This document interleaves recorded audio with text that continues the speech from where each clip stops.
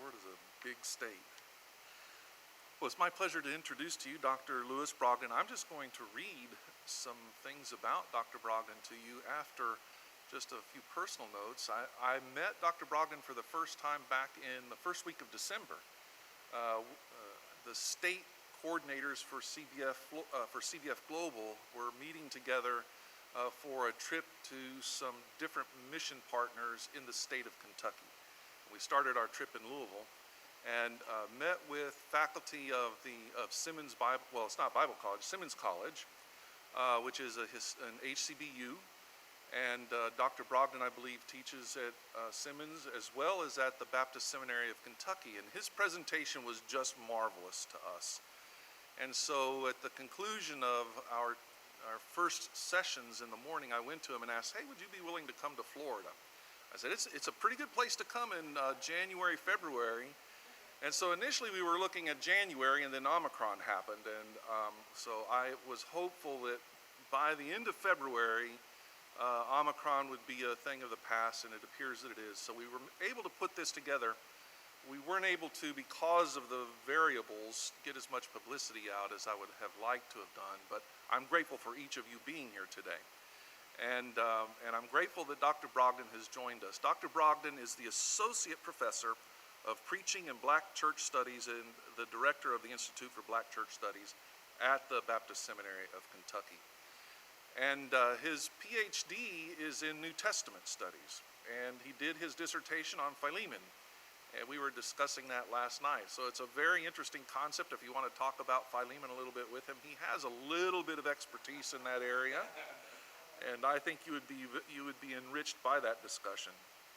He's served in numerous positions in undergraduate and graduate institutions like Simmons College, Claflin University, Bluefield College, and Louisville Seminary, where he received his PhD and his MDiv. Your PhD was from where?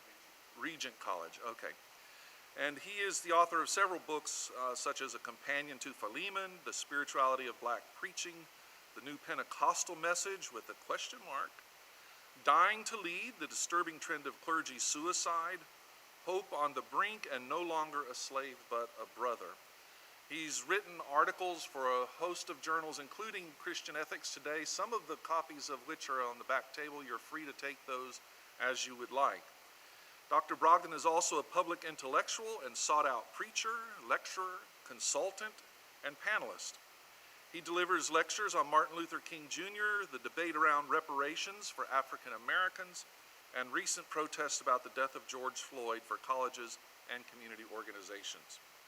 He's developed academic courses on the study of Martin Luther King Jr. for 4 educational institutions in Virginia and Kentucky. He has also lectured at Louisville Seminary, the Interdenominational Theological Center, Claflin University, and Radford University on Nihilism in Black America. Dr. Brogdon presents workshops at major conferences like the Hampton Ministers Conference at Hampton University, the Global 21 Congress in Jerusalem, and the Annual Congress for the National Baptist Convention of America International, NBCA. So that's his curriculum vitae. But he is a wonderful Christian man and a lover of the church and a lover of Christian people. So I'm glad to have with us today Dr. Brogdon. Let us know how you would like for us to refer to you, and we'll be happy to do that. But welcome to Gainesville, Florida for your first time, home of the Gators.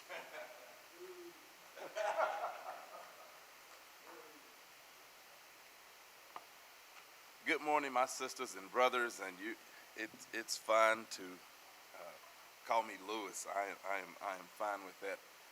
I'm so thankful to be able to come from Louisville and to spend some time. I've been in Florida quite a few times down in the Tampa, Orlando area. This is my first time in Gainesville, and I am enjoying my time. When I left Louisville yesterday, temperatures were in the 30s, and when I got to Gainesville, temperatures were in the 80s. So I'm blessed. I'm doing well. I have come a long way from the projects in a small town in Virginia. I got an invitation to go to the White House during the Obama administration and lectured in the Holy Land and just the opportunity to travel across the country and to be in rooms and in spaces with people like yourself is something that I will never, ever take for granted. So I'm thankful that God trusts me with this space, with your hearts and your minds, and this important topic as we talk about Dr. King and what is going on in our country, this country that God has, for providential reasons, allowed us to be here at this particular time. I also want to say a bit of word of thanks to CBF Kentucky and especially to Ray for this burgeoning partnership between the Baptist Seminary of Kentucky, not to be confused with the Southern Baptist Theological Seminary. We are a different seminary that's on the campus of an HBCU.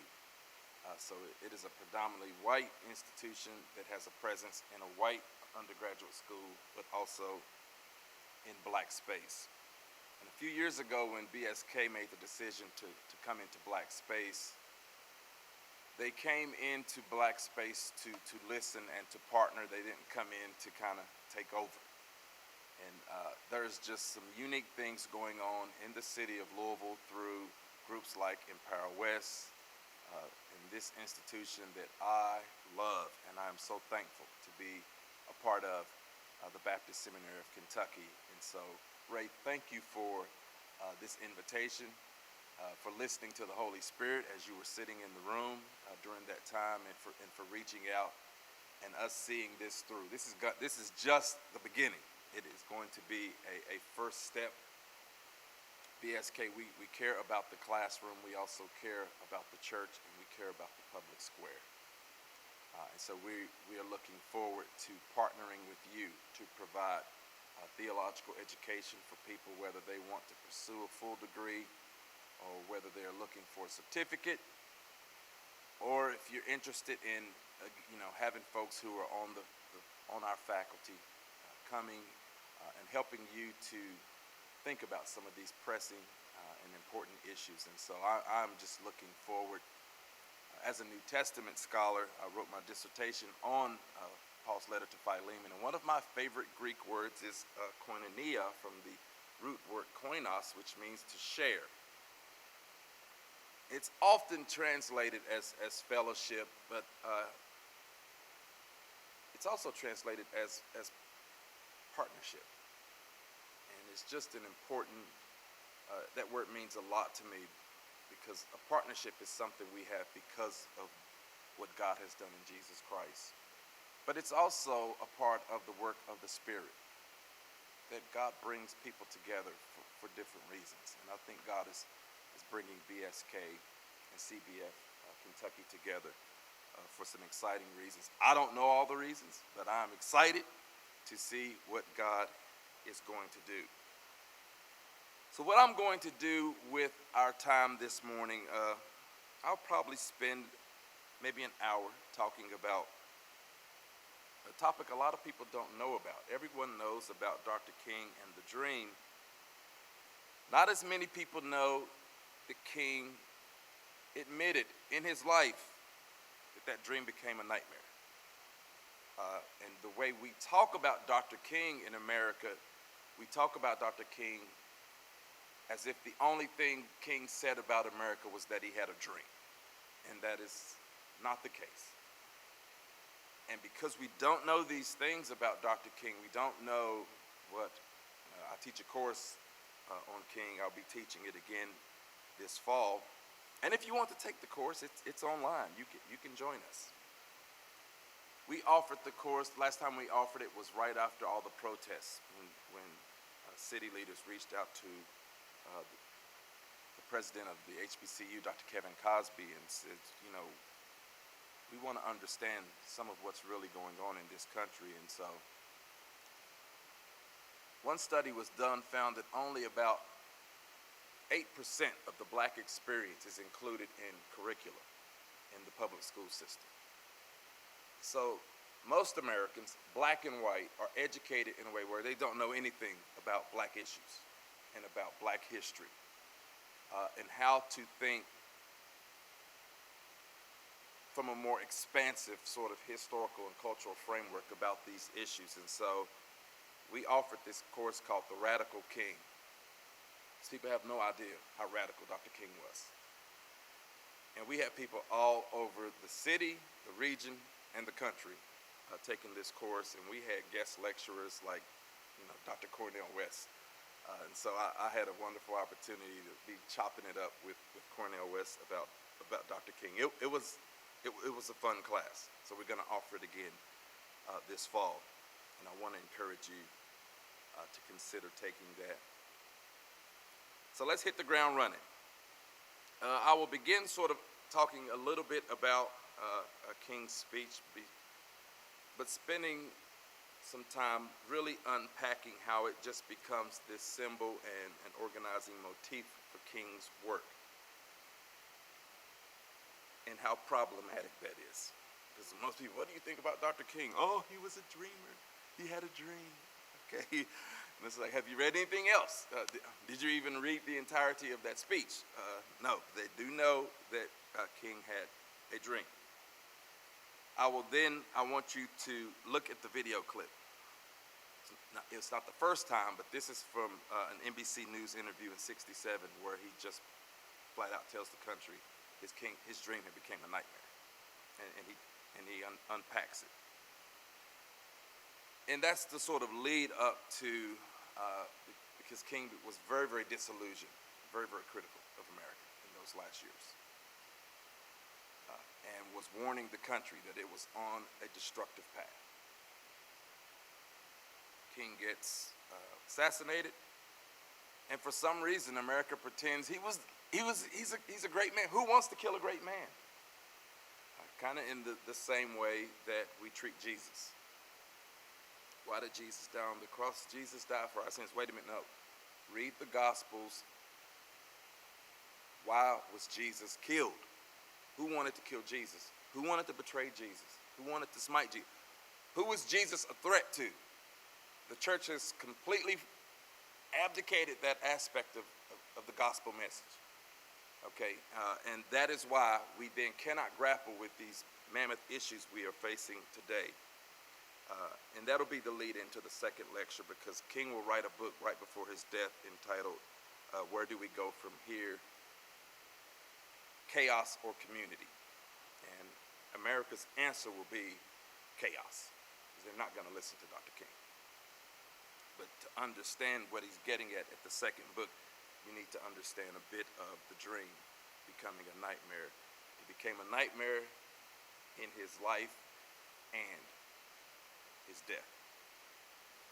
So August 28th, 63, over 200,000 Americans converge on Washington for one of the largest demonstrations in our history. Now, a lot of times people refer to it as the March on Washington, but the focus was the March on Washington for jobs and freedoms. Jobs and freedom. So sometimes I think it misrepresents the context by just calling it the March on Washington. But if you understand that the NAACP at the beginning of '63 launched a campaign called Free by '63. So King was a part of a larger movement that was bringing attention. So if you listen to the first few minutes of Dr. King's I Have a Dream speech, and I have two clips I'm going to show, but since the audio isn't super perfect, I'm only going to show the second clip where he talks about his dream becoming a nightmare. But the first part of his clip, he spends time saying, 100 years later, the Negro is still not free. So I just want to take a few moments to sort of offer a bit of a comparison, a juxtaposition of the parts of King's famous speech that America has forgotten versus the parts it chooses to remember. Now, King opens saying 100 years later, 100 years after Emancipation Proclamation, Listen, 100 years after Emancipation Proclamation, he's saying the Negro is still not free. The life of the Negro is still sadly crippled by the manacles of segregation and the chains of discrimination. 100 years later, the Negro lives on a lonely island of poverty in the midst of a vast ocean of material prosperity. When people talk about King's "I Have a Dream" speech, this gets left out. That black people are saying, it has been 100 years since Lincoln said we are free, and we are still not free. Because saying you're free on paper is different from saying you are free in reality. There's another part of the speech where he says, we can't be satisfied as long as the Negro is the victim of unspeakable horrors of police brutality. Wait a minute. People pretend as if police brutality is some modern issue. It's not understanding the history. I remember being on a panel at a university right after the murder of George Floyd and all the protests that erupted across the country, and there were a couple members on the panel who were teaching in the criminal justice department.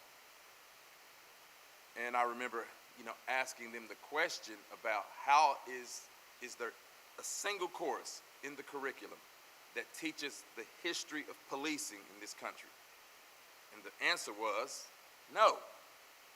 Because if you don't teach the history of policing, then you cannot understand the problem of policing in modern America.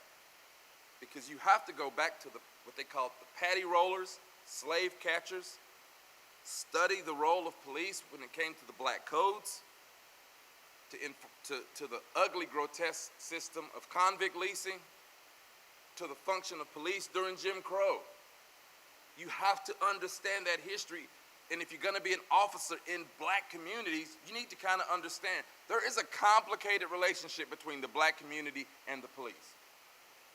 So I remember being on this university panel, and a white gentleman who means well. I mean, he called police officers. He said, "Oh, they're angels. They're just angels. Our knights."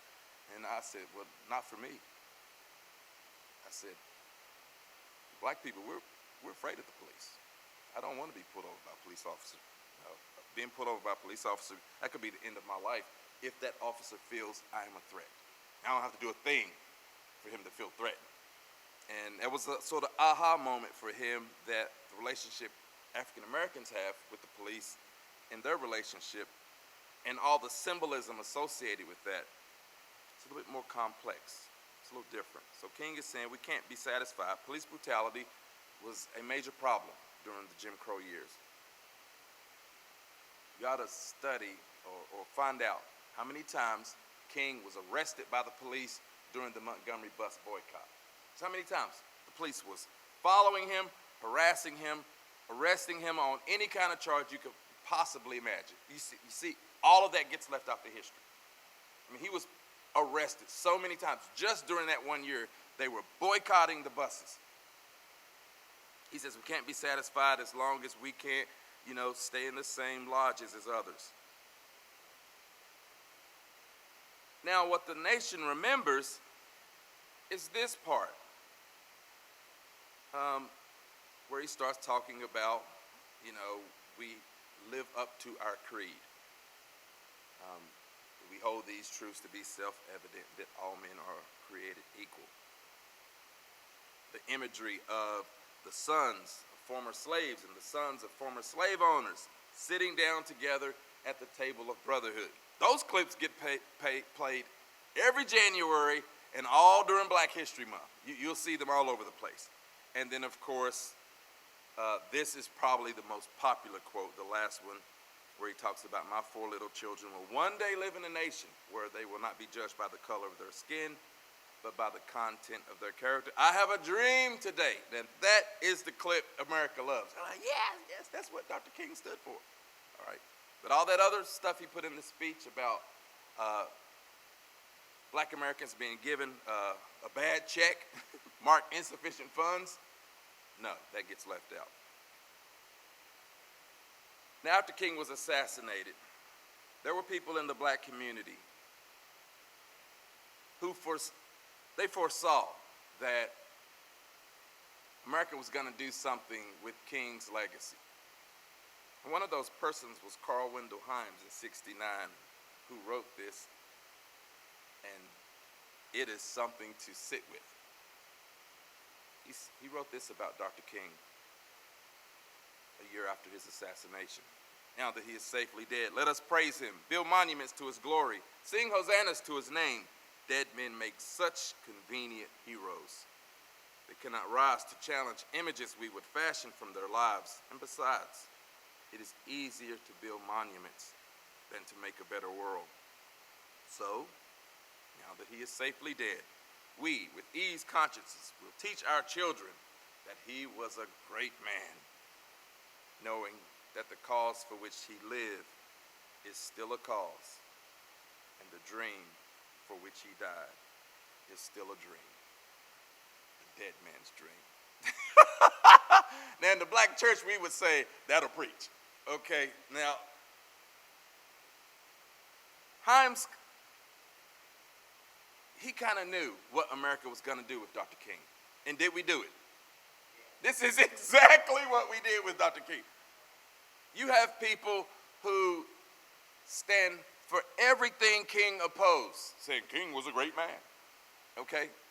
That if Dr. King was still alive, we'd be very, very critical of the very person saying King was a great, great man.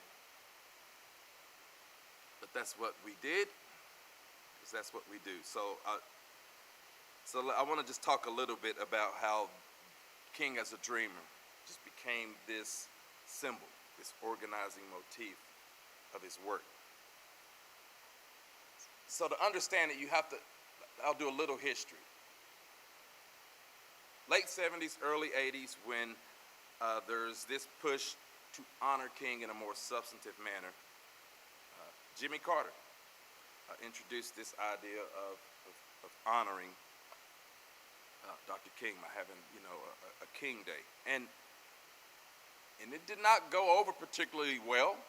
So there was this debate about, well, why should we honor, Dr. King? And because after the Civil Rights Movement,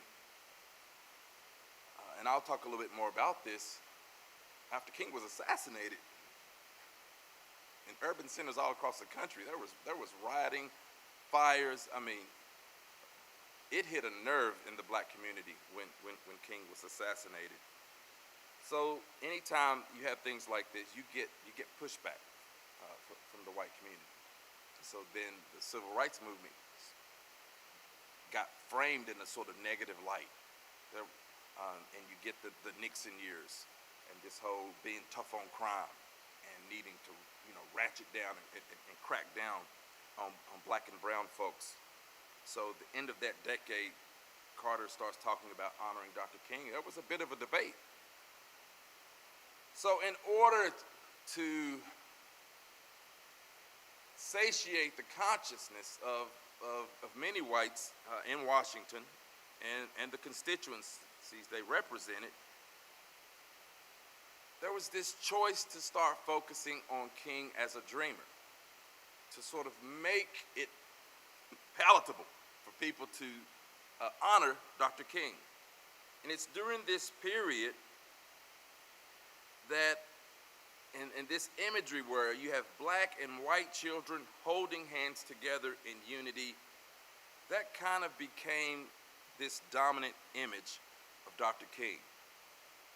And this was basically, and Jimmy Carter, in the black community, we refer to progressive white Baptists as Jimmy Carter Baptists, because there's some love and affinity for Jimmy Carter and what he stands for in the black community. And so Carter is coming from the progressive Baptist wing, lifting up the legacy of Dr. King. But in how it gets contested in Washington and in spaces across the country, the only way to make it digestible for people was to kind of focus on, he was this dream. He had this dream for us all to be together. And let's forget about, these other problematic aspects of his life. So then, this fixation on King as a dreamer becomes entrenched in America. So you just walk up to anyone on the street, and folks in the media, they do it all the time. When you think about Dr. King, what do you think about? And what do most people say? King was a dreamer. Okay. And then if you even ask them, well, what does the dream really mean? They can't give you very much. They could just say, King had this dream. And the I Have a Dream speech is one of the most popular speeches in human history. It's studied in universities across the country when they just, if they're studying effective communication. So this image becomes dominant. King gets de-radicalized. The dream comes to almost mean nothing besides, let's all get along. So then once Reagan eventually signs it into law, and we have, and King's birthday becomes a national holiday, you should read the Reagan quote as he is talking about the work of Dr. King. He's saying, you know, we should all strive to live up to Dr. King's ideals, because Dr. King taught that we should love our neighbor as we love ourselves. Now, you all do know Jesus said that, okay? that was not Dr. King, but you know, it just shows you they don't know what Dr. King really taught. They're just grasping for things, and not to pick on Reagan. I know black and white leaders who can't tell you anything substantive that Dr. King has taught. As a matter of fact, the first time I read a book written by a black person, I was in my 30s pursuing a master's degree, because we didn't read books written by black people in public schools. None of my professors in undergrad assigned a single book written by a black person, so how was I supposed to know? And I get in grad school, and I have black professors, black people in the classroom, and they start introducing me to their other writings. And I'm reading about black people and finally get introduced to Dr. King at a deeper level. I'm in my 30s. So so you do have leaders who, they're in their 50s and 60s leading major organizations, and they've never studied anything black. So this is why I like developing courses that are focused on African American issues for not just black schools, but for white schools.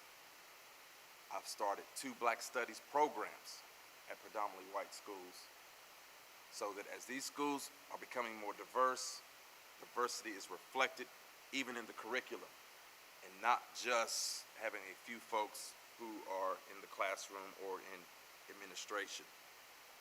And at the seminary I teach at, every student, black and white, will take courses that include the African American tradition, so that they understand their neighbors better. And so I'm thankful for that. Now let's talk a little bit about King, who confessed that his dream became a nightmare. And sadly, King's dream did not last that long. In August '63, he says he has a dream. 3 weeks later, you have the bombing of the 16th Street Baptist Church in Birmingham, which they used to call Bombingham. 4 little girls were killed. They were murdered. Dr. King was asked to preach the eulogy. Now, there's 2 sides to this history. First, there's what King says publicly. You can start hearing seeds and echoes of a deeper critique that King is going to begin to have. Sometimes we think it's hyperbole when you would have someone like Dr. King, because black preachers, we have been guilty of using hyperbole. You can be invited to a black church and the pastor's just trying to be nice. This is one of the greatest preachers I've ever heard in my life, Now, is that technically true? Probably not. They're just complimenting, okay? So you don't have to read that. Don't think you're the greatest preacher. Just think they're, being kind. But I think When King says these children, unoffending, innocent, beautiful, were victims of one of the most vicious, heinous crimes ever perpetrated against humanity, I think he meant that. I think he really meant that. It's not just hyperbole.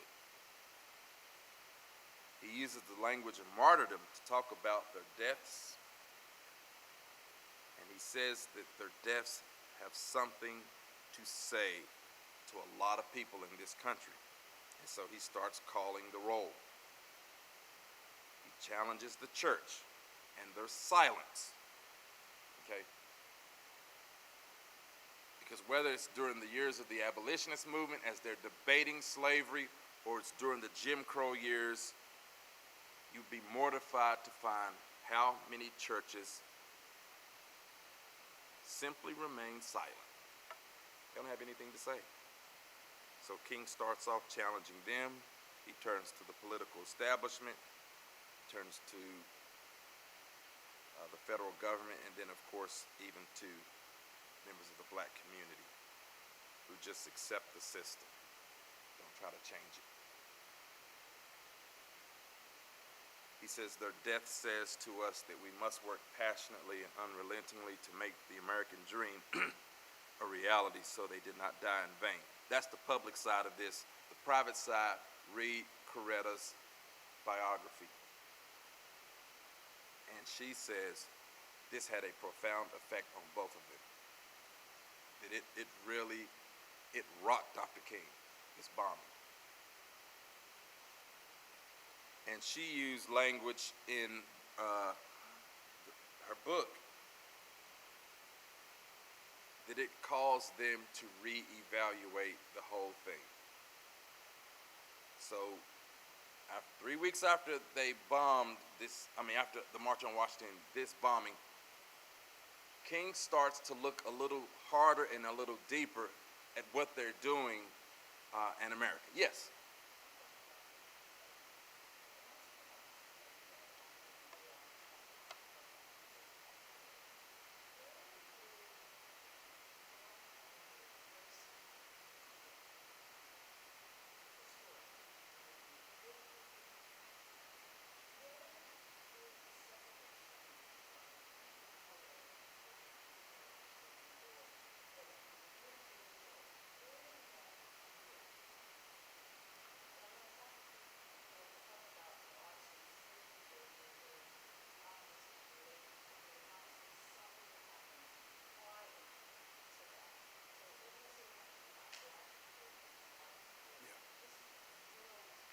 Yeah.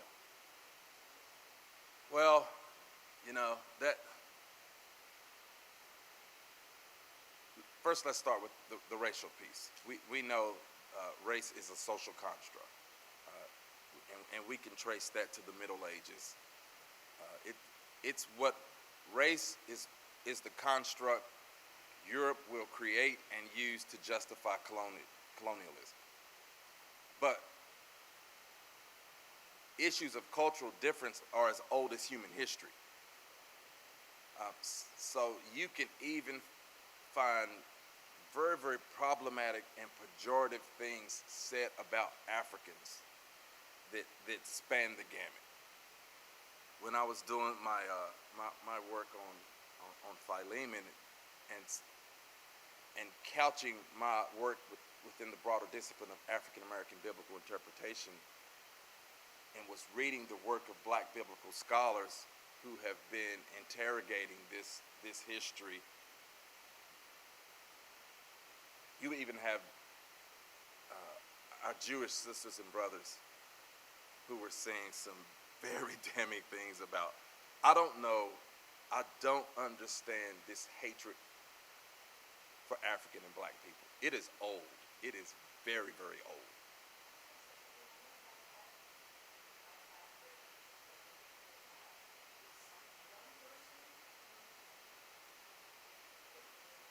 Yeah.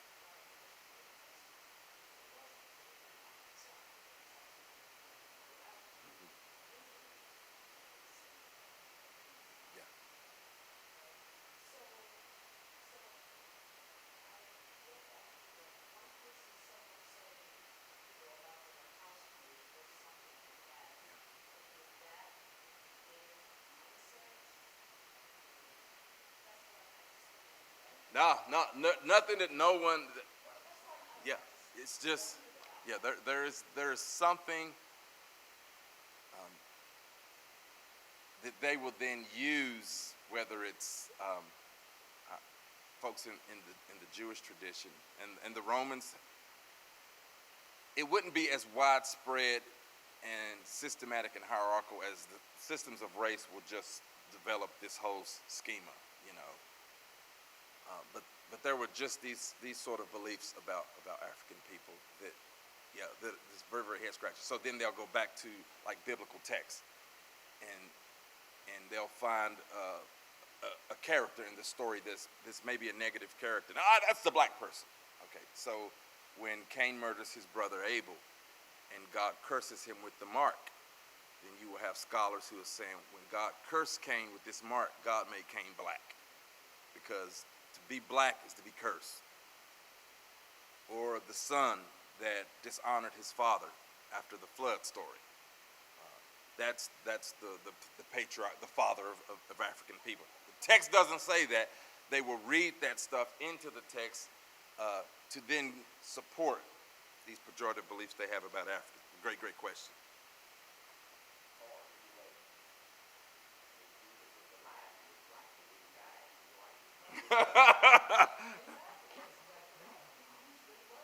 Yeah, yeah, yeah. No, and it's so one of my current book projects is called "Same Name, Different God?" ?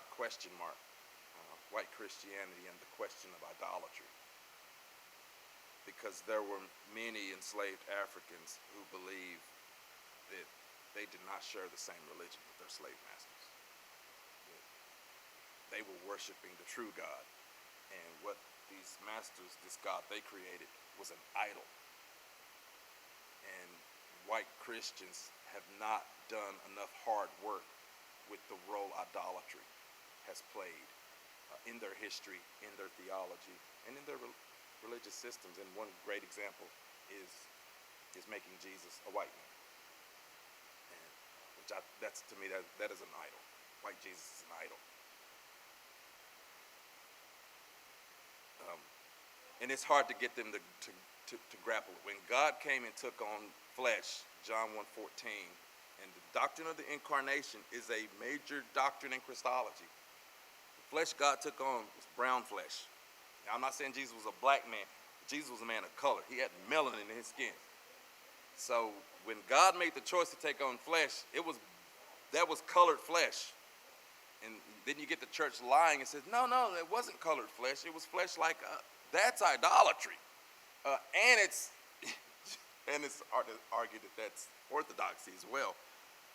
So that's some of the work. And I have some bold sisters and brothers in the white church who are doing some of that work now and really taking that on.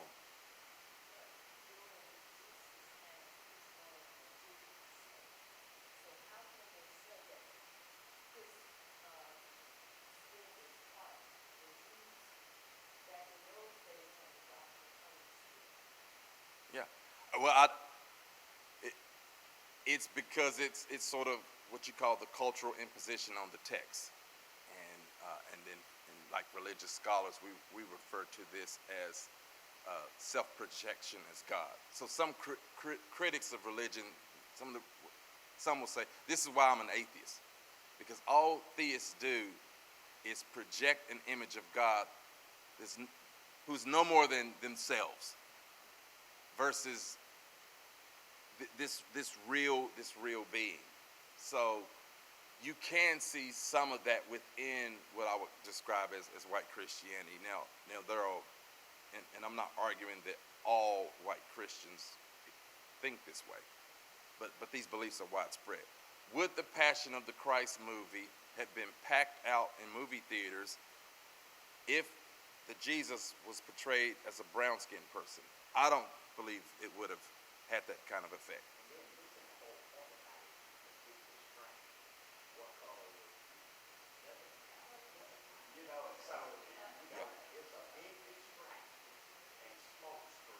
Yeah.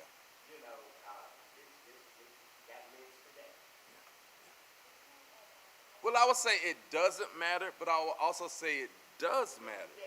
But yeah, but I know what you're saying. Yep, yep, yeah. Great point.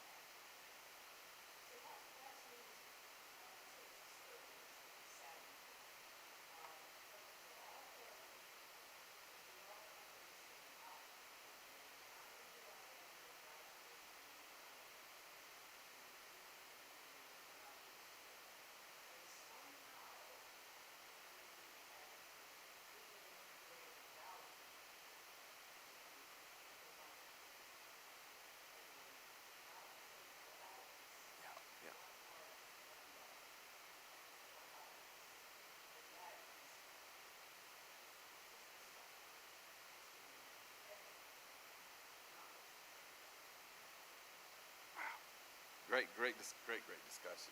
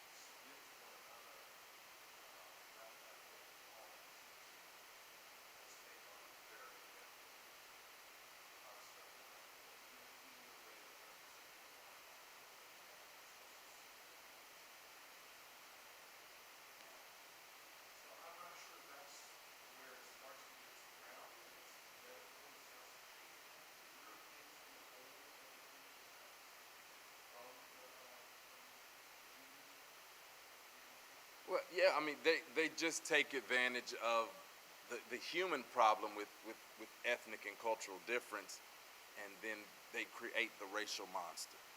Yeah, and so, yeah, humans just have a problem with difference. I mean, if you study the Hindu religion and their caste system, and you will notice that the folks who are on the upper, echelon of the caste system, what their skin tone looks like. And then the folks who are on the lower parts of the caste, they tend to be a little darker. And I have many Asian friends in the neighborhood I used to live in. They're as brown as I am, and they look at me with such disgust. And it's just like, so some of that's human stuff, but what the racial thing does is it just capitalizes on our inability to deal with cultural and ethnic difference.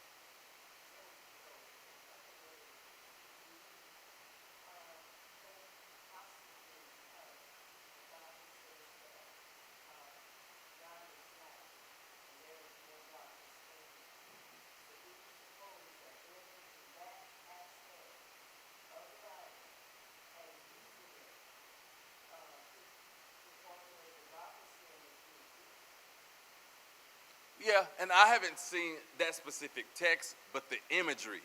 Yeah, even Dr. King talked about that kind of imagery in the letter from a Birmingham jail, and it's and there's even problems within the black community around how we treat each other based on skin tone. And so yeah, it's just a lot there. So very, very good symbolism. So let me jump ahead. So you got 3 weeks after his speech, you've got the bombing. They passed the first piece of legislation, and then you get the long hot summer of '64. So white backlash is an important term. If you're taking notes, you should. In black studies, we talk about this a lot. White backlash is what happens anytime there is a modicum of progress.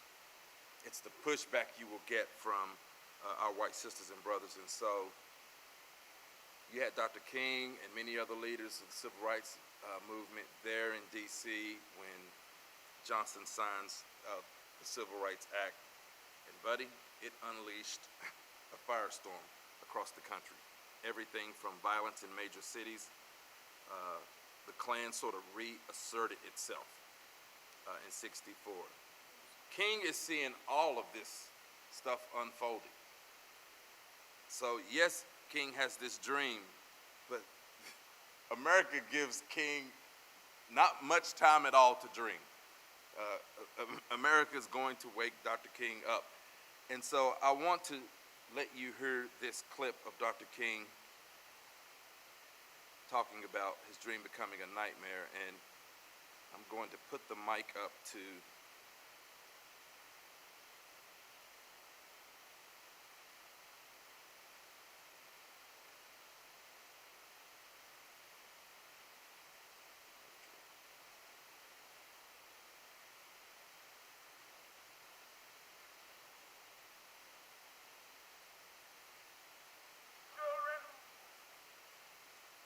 live in a nation where they will not be judged by the color of their skin, but by the content of their character. I have a dream today. I must confess that that dream that I had that day has at many points turned into a nightmare. Now, I'm not one to lose hope. I keep on hoping. I still have faith in the future. But I've had to analyze many things over the last few years, and I would say over the last few months. I've gone through a lot of soul-searching and agonizing moments, and I've come to see that we have many more difficult days ahead, and some of the old optimism was a little superficial, and now it must be tempered with a solid realism. And I think the realistic fact is that we still have a long, long way to go, and that we are involved in a war on Asian soil, which, if not checked and stopped, can poison the very soul of our nation.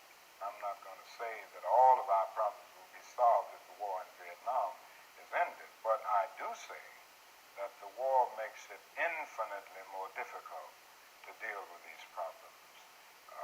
When a nation becomes obsessed with the guns of war, it loses its social perspective, and programs of social uplift suffer. This is just a fact of history, so that we do face many more difficulties as a result of the war. It's much more difficult to really arouse a conscience during the time of war. There is something about a war like this that makes people insensitive. It dulls the conscience. It strengthens the forces of reaction, and it brings into being bitterness and hatred and violence. And I think the biggest problem now is that we got our gains over the last 12 years at bargain rate, so to speak. It didn't cost the nation anything. In fact, it helped the economic side of the nation to integrate lunch counters and public accommodations. It didn't cost the nation anything to get the right to vote established. Now we are confronting issues that cannot be solved without costing the nation billions of dollars. Now, I think this is where we're getting our greatest resistance. They may put it on many other things, but we can't get rid of slums and poverty without it costing the nation something. I feel that nonviolence So, question. How many of you have ever seen that clip of Dr. King saying that? I know. Yeah, I'm seeing like a little bit, not the whole thing, like just like the beginning part of it that I seen like in school, like in history class, but not the whole clip of it. I'm trying to joke at it. I haven't seen it, you know. Yeah, I mean, I gotta just pause for a moment. Talking 11 months before his assassination, he's telling the nation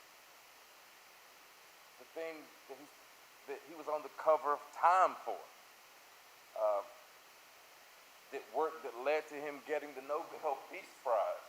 The king was an American hero. He's telling the nation this dream has become a nightmare. And I just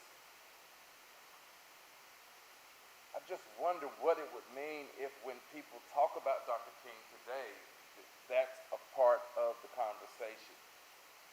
Did you know Dr. King said his dream was a nightmare? No, I didn't. Tell me why.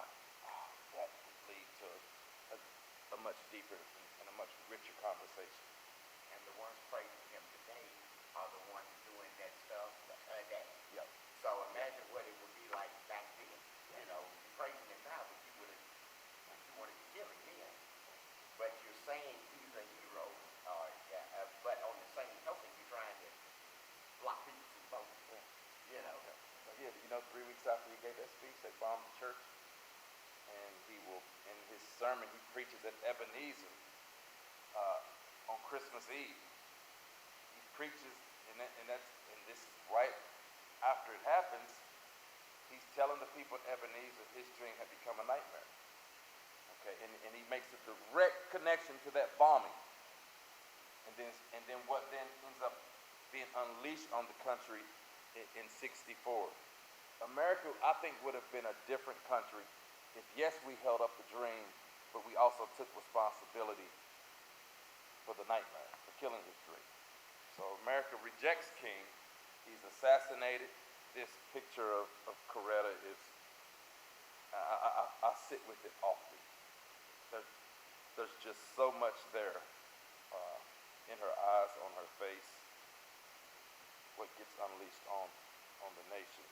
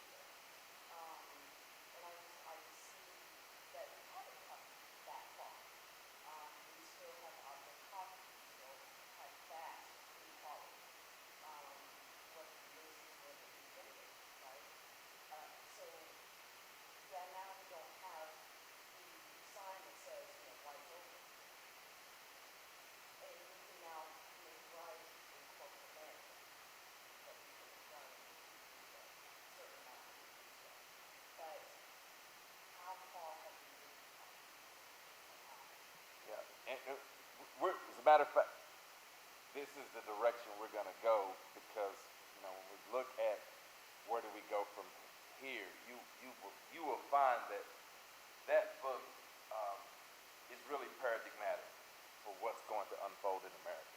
So it's just in the parallels between the rejection of Jesus and the rejection of King, they're just striking because when Jesus was coming into Jerusalem, he wept for Jerusalem.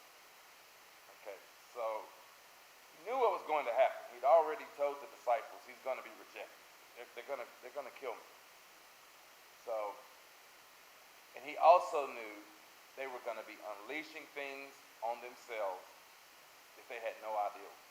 Okay, so when they yelled, crucify him, and let his blood be on our hands. But they didn't know what they were asking for. They had no idea what Titus would do in 60 CE when the Romans show up and destroy Jerusalem.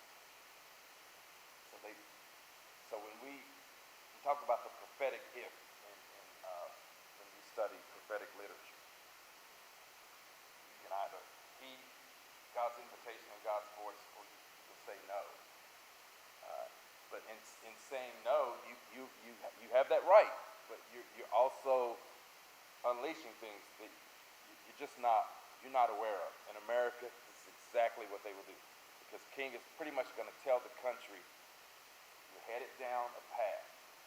And what we're seeing unfolding in our country, King saw then and tried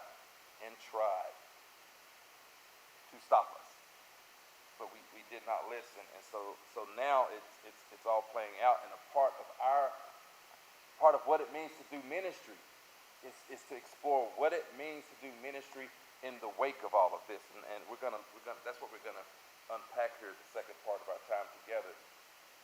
So King, in every sense of the word, is a prophetic leader. Think of the work of prophets. They speak truth to power. They are a spokesperson for the Holy One, often representing people who are marginalized. They are interpreters of the times. And even in temperament, you study Abraham Heschel's work on biblical prophets, and when he talks about the temperament of a prophet, King was very prophetic, especially when Heschel, one of his descriptions of prophets is living with loneliness and misery. And it's not personal. It's related to this big work you're called to. And many around King noticed there were some real hard moments. There were some down moments. That's why late at night he would pick up the phone and call Mahalia Jackson and ask her to sing to him, because it helped his spirit.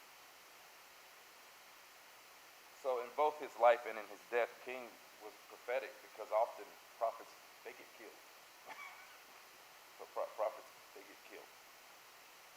And in 67, one of his great speeches / sermons, he talks about America's great moral dilemma. He talks about the three great evils of American society: the evil of racism, the evil of poverty, and the evil of militarism. So King's speaking out against the Vietnam War, which was something that led to so many turning their back on him, was not just because King was a pacifist, but was also King's understanding of what happens when a country becomes obsessed with militarism. And in my second presentation, I'm gonna show you just how obsessed America is with war, because you have to spend a lot of money to maintain the military-industrial complex, and it is our obsession. And instead of allocating that money to develop social programs that would lift all Americans out of poverty, which is what King was trying to do with the Poor People's Campaign, which is the focus of the second phase of the civil rights movement, it was poverty. It's not race, it was poverty. And he said white Americans are in as bad a shape as black Americans are. I was trying to build that coalition.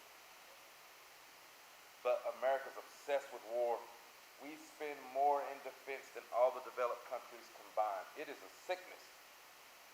We could reduce just a fraction of what we spend on defense and still spend more than anyone else and allocate those billions of dollars to actually help Americans. But you know what? We won't do it. It is mind-blowing. We won't do it. We could do something with reparations, with just what is spent on defense. The incredible amount of waste in our federal budget. I don't care if the administration is Republican or Democrat, there is too much waste when it comes to defense spending, and that money could be reallocated. Look at our crumbling infrastructure. Look at where we are with some of these other issues. And so King was telling the country, you'll see it more clearly in the final book, Where Do We Go From Here, that a country that's obsessed with this, racism, poverty, and militarism, is in trouble. And what we have seen unfolding in this country in the past few years has all been associated with these great evils. These great evils continue to litter the landscape of our country. And so I'm going to stop here and give us some time to just have a little more discussion and Q&A, and then we can break for lunch, and then I'll come back and we'll spend some time